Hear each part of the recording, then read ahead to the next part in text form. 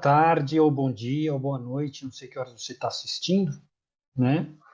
É, Meu nome é Sadi, sou professor do Centro Universitário de Patos de Minas, do curso de Medicina Veterinária. Eu ministro disciplinas relacionadas à fisiologia, farmacologia, toxicologia e tudo relacionado a animais silvestres. Eu tenho experiência aí profissional na área de animais silvestres, já fui técnico de zoológico, já fiz muitas pesquisas que dependiam de materiais colhidos de animais de zoológico, então acabei com isso conhecendo muitos zoológicos, muitos técnicos, e por essa razão acredito que eu tenha sido convidado para participar do curso, né, de dilemas éticos na medicina veterinária, e o assunto que me foi proposto é zoológicos, parques e circos, prós e contras. Eu fico muito grato de poder participar de um evento como esse, né, de um curso como esse. É muito valioso a gente discutir esses dilemas éticos num curso de graduação que envolve interesses tão diversos, né, desde a exploração comercial de animais, até o cuidado com a saúde animal, até o cuidado com a saúde ambiental, até o cuidado com a saúde humana, epidemiologia. Então, há muitos dilemas dentro do nosso curso, e é muito importante que a gente discuta ele já com os alunos no nível de graduação. Tá? Então, espero poder compartilhar um pouquinho do que eu conheço nessa meia hora que nós temos. Sem perder muito tempo, a gente vai começar falando de circos, que eu acho que é o assunto mais rápido da gente falar, que não há muita discussão sobre isso, sobre a utilização de animais em circo, né? Essa imagem aí é para mostrar que eu não estou falando aqui ou querendo pregar qualquer coisa contra a existência de circos, nada disso. A arte circense ela é muito importante, muito valiosa, ela trabalha valores extremamente importantes, especialmente nesse momento que nós vivemos, né? Empatia, trabalho em equipe, alegria, além de habilidades físicas. Então, a arte circense é maravilhosa. E é tão maravilhosa que ela não combina com a exploração de animais, né, com a utilização de animais nas suas atividades, como uma de seus espetáculos. Muitas vezes, nos espetáculos circenses, ou melhor, na manutenção de animais em circo, você tem treinamento, adestramento dos animais usando técnicas que não são as mais adequadas, usando punições, por exemplo, castigos. Então, isso não é indicado hoje em dia nem para animais domésticos, que dirá para animais selvagens, animais silvestres, se o circo estiver trabalhando com esses animais. Além disso, muitas vezes os animais eles são mutilados, eles têm suas garras ou suas presas retiradas para evitar acidentes graves. Além disso, você pode ter alojamentos que são inadequados, especialmente quando você não tem uma legislação específica e uma fiscalização adequada, né? Ou abandono de animais que não são mais úteis para o zoológico, animais domésticos, cavalos que são abandonados, pôneis, ou animais que não são domésticos, que não são abandonados, mas que vão ser mantidos em alojamentos muito ruins aí. Então, tem muitos aspectos negativos na utilização de animais em circo. Aqui, uma onça parda, resgatada de um circo, muito maltratada. Aqui, uma tigresa, também resgatada de um circo, vítima de maus tratos. Um pônei, né? Muitas vezes os circos trabalham com animais domésticos, é o mais comum na realidade. E não é porque o animal é doméstico que ele não está sujeito, que ele vai ser resistente aí a condições que não são as mais adequadas, né? Então, por essas razões, muitos países já baniram a utilização de animais nos seus espetáculos circenses. No Brasil, as legislações nesse sentido são, por enquanto, apenas estaduais. Então, existe uma série de leis estaduais que restringe a utilização de animais em atividades circenses. Porém, não existe uma lei válida para todo o país. Ainda não há uma lei federal que proíba a utilização de animais em espetáculos circenses. O que mais se aproxima disso é um projeto de lei.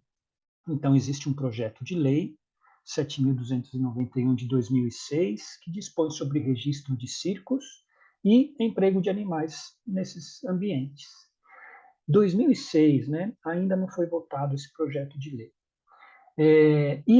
Num projeto de lei, conforme o tempo passa, ele não é votado, né, são incluídos, são anexadas outras legislações e elas recebem o nome de apenso. Então, apenso é isso, como se fosse um anexo a essa lei. Então, esse outro projeto de lei é mais específico. Esse é um apenso do projeto de lei 7.291. Então, esse segundo projeto de lei dispõe sobre a proibição em todo o território nacional da apresentação, manutenção e utilização de animais em espetáculos circenses. Então, ele ainda está em espera de ser levado a plenário, mas esse apenso ele está de acordo com a legislação da grande maioria dos países. Nas exceções, né, nos países que permitem a utilização, normalmente existe uma legislação específica e os animais utilizados em atividades circenses vão passar, estão sujeitos, né, não o animal, né, mas o empreendimento está sujeito a seguir todos os acordos que estão ali, todas as instruções que estão ali, de modo a reduzir a possibilidade de maus tratos, é, e tornar essa atividade menos impactante para o animal, né? Mas, de forma geral, a maioria dos países caminha para a proibição da utilização desses animais em espetáculos circenses. E uma alternativa a isso, que é bastante, que vem sendo utilizada já, né, é a utilização de hologramas. Ah, mas holograma não tem graça. Olha, eu não sei se holograma tem graça ou se não tem graça, porque eu nunca tive a oportunidade de ir a um circo como esse. Esse é o Circo Roncalli. Mas, pelo que eu li, para me preparar para essa conversa com vocês, né, é uma experiência maravilhosa, pelo que as pessoas relatam. E além de ser a parte tecnológica, né, tem toda a parte de conscientização sobre maus tratos. Então, pessoas que vão ao circo para se alegrar, de repente elas entram em contato com um pensamento que elas não tinham tido, né? Às vezes a pessoa vai ao circo, que bonitinho, o macaquinho, o pônei fazendo isso, olha o cachorrinho, mas não sabe o que acontece nos bastidores.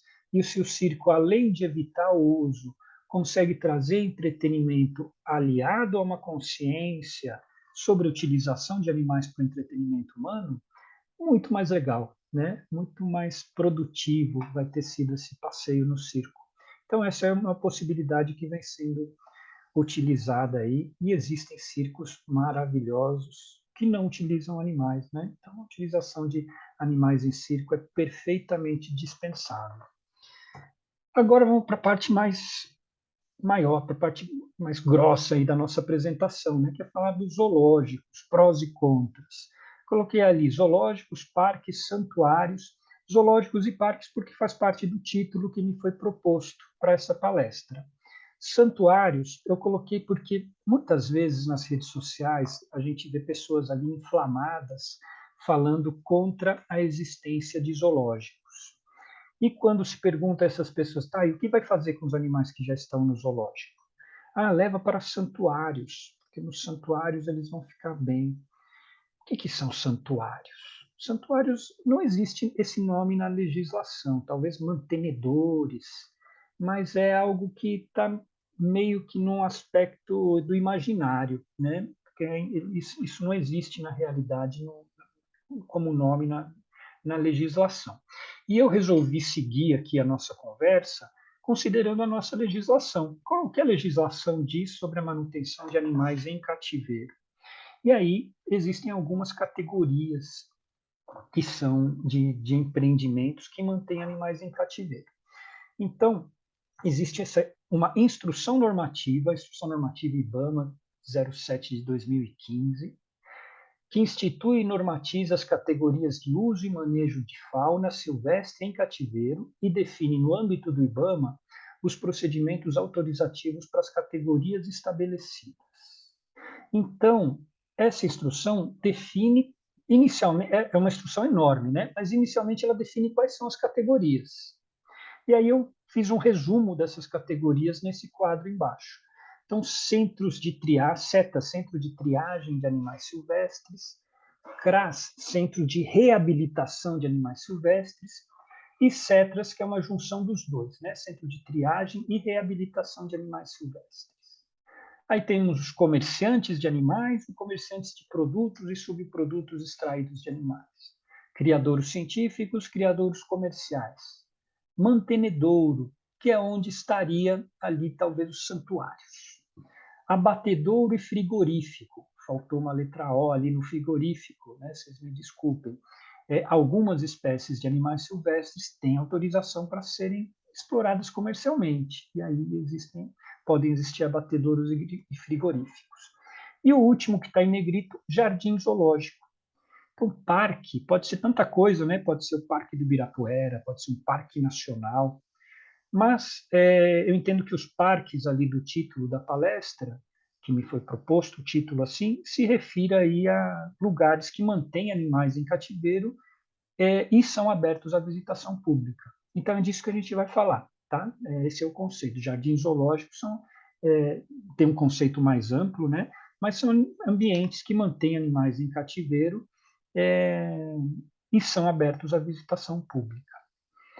Então, falando desses empreendimentos, a definição de jardim zoológico dentro da legislação, dentro da instrução normativa, é essa: empreendimento de pessoa jurídica constituído de coleção de animais silvestres mantidos vivos em cativeiro ou em semi-liberdade e expostos à visitação pública, para atender a finalidades científicas, conservacionistas, educativas e socioculturais.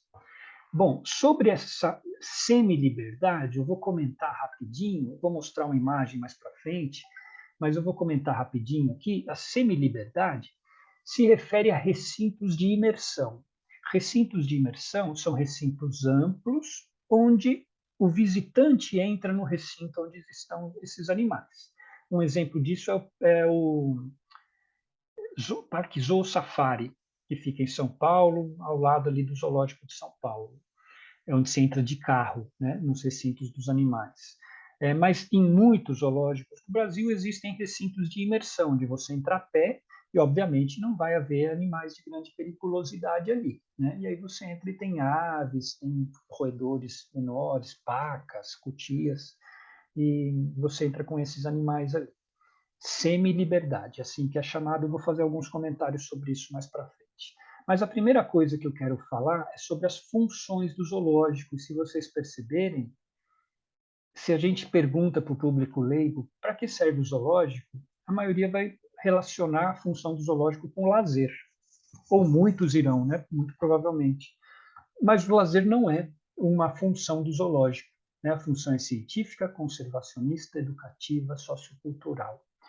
Então, vamos entender essas funções. Eu vou dividir essas funções em três partes: né? Pesquisa, educação e cultura e conservação. Lazer não. Mas, se a gente pensar bem, a educação feita em zoológico, chamada de educação ambiental, né? Eu não gosto muito desse termo, porque, para mim, toda educação ela deve ser ambiental. Se ela não for ambiental, ela não é educação.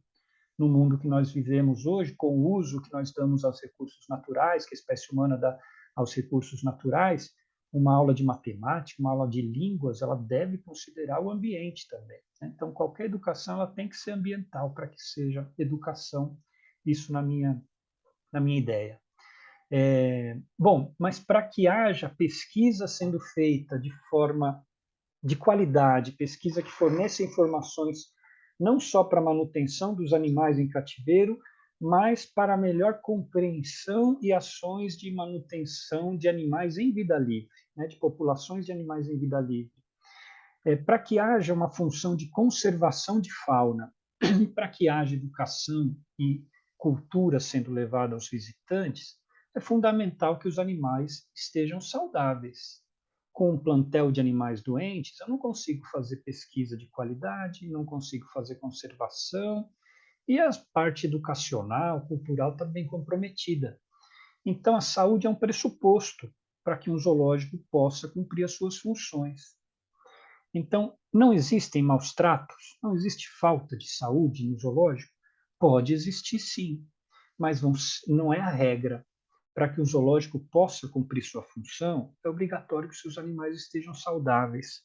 Se eles não estiverem, o zoológico não está cumprindo suas funções. E se ele não está cumprindo suas funções, o IBAMA tem autorização, tem autoridade para fechar, para restringir a atividade desse zoológico e até retirar os animais de lá até que ele se adeque, né? Então, a regra não é o zoológico produzir maus tratos, pelo contrário, a exceção é essa.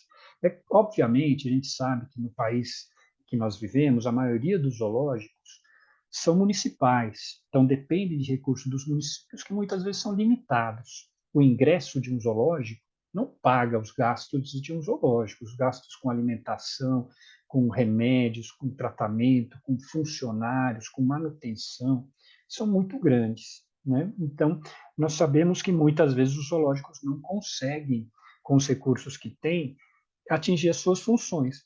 Mas nessas situações, o IBAMA age e faz, assim, deve haver denúncia e nem sempre é necessário denúncia, porque o IBAMA tem uma fiscalização muito pontual em cima dos zoológicos.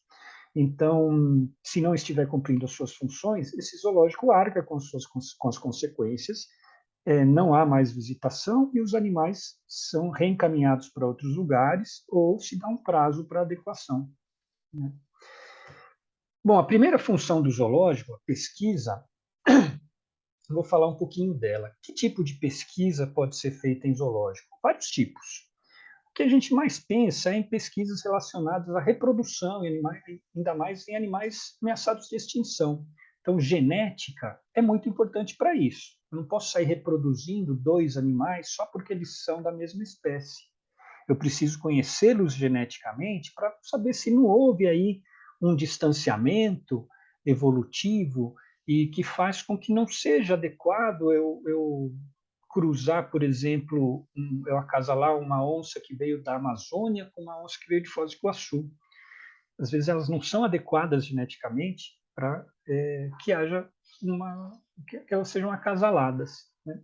Então, a genética é extremamente importante, estudos de reprodução são extremamente importantes, estudos de hormônios, de fluxo hormonal, extremamente importantes para eu entender, por exemplo, se eu posso fazer uma inseminação artificial num animal silvestre ameaçado de extinção, qual é a melhor época para fazer isso, em termos de ciclo estral. Então, eu só consigo fazer isso se eu tenho materiais que possam ser extraídos de animais que estejam em cativeiro. Estudos de nutrição, a nutrição de um animal em vida livre é muito diferente, na maioria dos casos, da nutrição de um animal em cativeiro.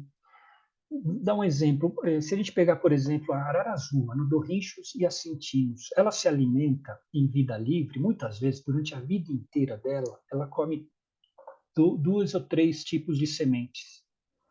Isso, ela vive saudável e bem, né? Cumpre todas as suas funções. Se eu dar exatamente oferecer o mesmo alimento em cativeiro, não vai ser bom. Por quê? Naquelas sementes tem todos os nutrientes que ela precisa e todas as quilocalorias, toda a energia que ela também precisa, em vida livre, porque ela gasta muita energia.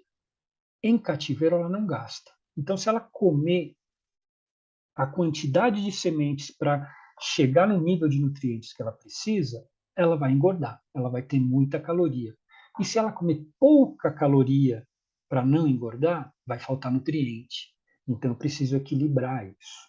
E aí é possível fazer experimentos de nutrição de modo a saber qual a digestibilidade de diferentes alimentos e entender como deve ser a nutrição de diferentes espécies para mantê-los saudáveis em cativeiro e que eles se prestem a fornecer informações para a conservação dos animais em vida livre.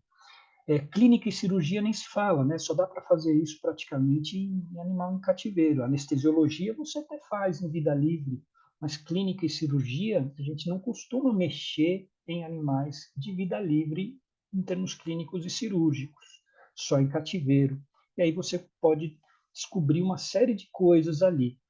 Descobri, por exemplo, onde ficam certos plexos nervosos em determinadas espécies, de modo que permita você fazer um bloqueio anestésico e uma sedação leve para uma determinada cirurgia, e não necessariamente expor o animal a uma anestesia geral. É um exemplo, mas existem inúmeros outros.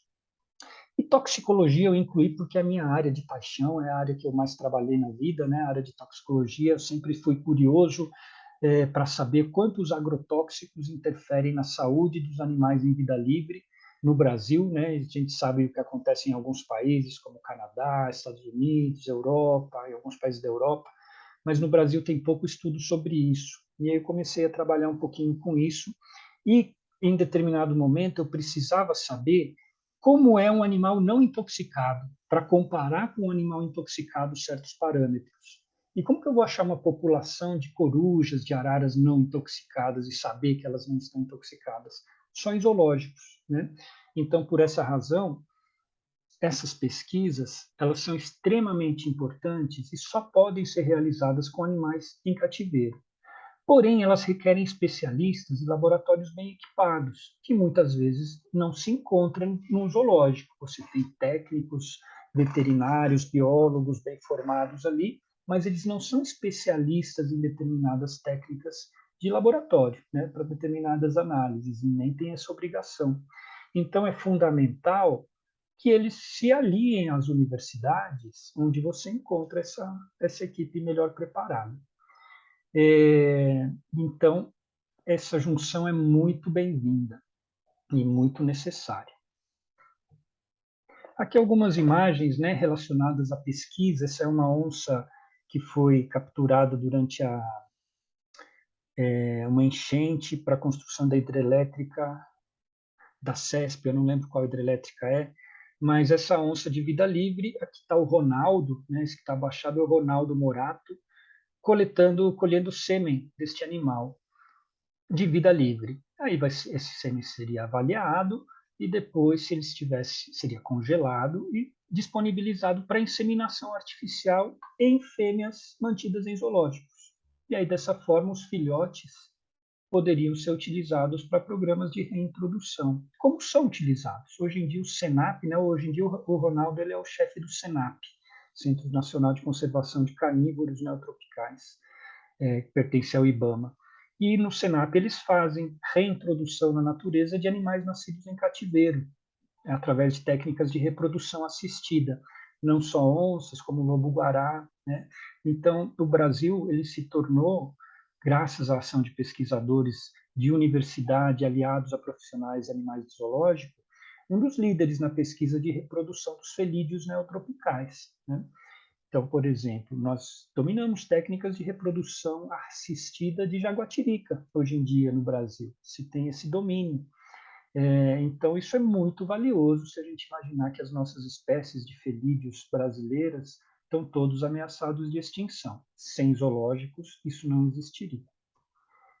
Aqui é uma arpia nascida em cativeiro, também eu coloquei exemplos aqui bem brasileiros, né? A arpia é a ave símbolo do Paraná, e o pessoal do Refúgio Biológico da Itaipu Binacional, em Foz do Iguaçu, foram os primeiros a reproduzir essas aves em cativeiro, extremamente importantes, aves de topo de cadeia, que regulam tudo que vem abaixo.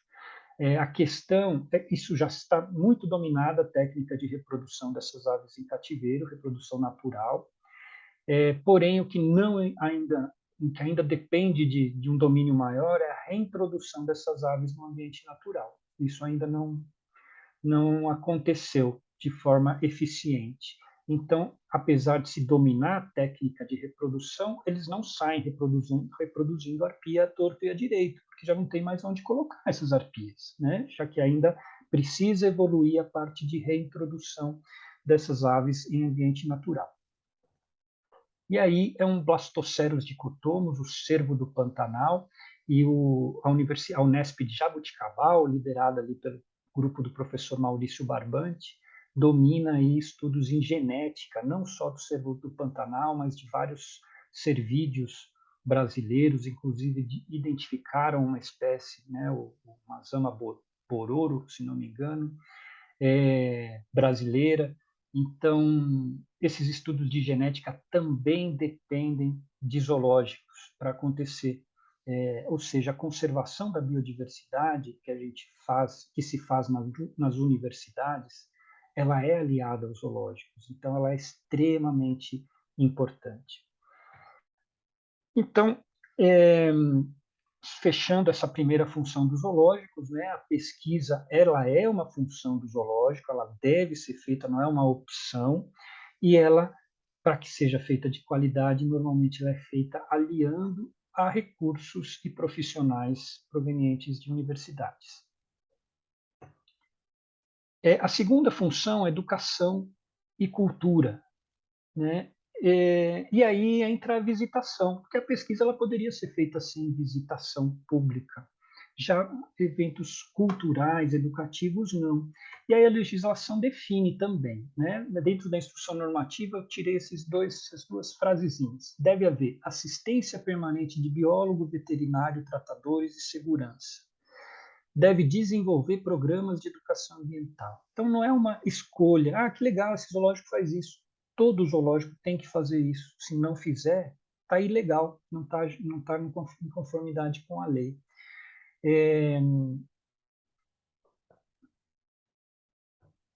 Aqui algumas imagens, né, de educação, as pessoas indo ao zoológico. Esse recinto, ele dá uma impressão ruim normalmente para quem vê, né? O bicho está ali prisioneiro do negócio. Essa grade, ela dá uma impressão desagradável para quem está observando. Então, esse tipo de recinto, que a gente chamava de jaula antigamente, ele tem sido substituído por recintos como este. Este recinto ele não tem grades, ele tem essa cerca, que é uma cerca eletrificada, o animal não fica tomando choque todo dia, né? Ele toma um choque, ele já sabe que não encosta ali, o aprendizado é muito rápido. É, a instrução normativa ela define a área mínima de cada recinto, a altura mínima de cada recinto, se tem água, se não tem, como devem ser as barreiras visuais, se tem que ter sombra, que porcentagem de sombra, um canto para o animal poder ficar se isolar e não ficar à disponibilidade das pessoas, né, visual. Então, a legislação ela define essa instrução normativa para cada espécie, para cada grupo animal, requisitos mínimos, tá? É impossível a gente querer que um zoológico atenda tudo que o animal tem na natureza. Isso não vai acontecer nunca. Não, qual que é a área que uma onça ocupa na natureza? Não dá para ter um zoológico com essa área. Mas são definidos requisitos mínimos por equipes técnicas, né? Aqui, por exemplo, se substituiu grades por vidro. Esse vidro, além de dar uma impressão melhor para o visitante, contribuir com ações educativas, ainda protege de som, dá uma isolada no som, né? Criançada gritando, normalmente grita, isso acaba protegendo um pouco também. Aqui o recinto visto de fora, né, do lado do visitante, a outra foto anterior era visto de trás, na parte da equipe técnica.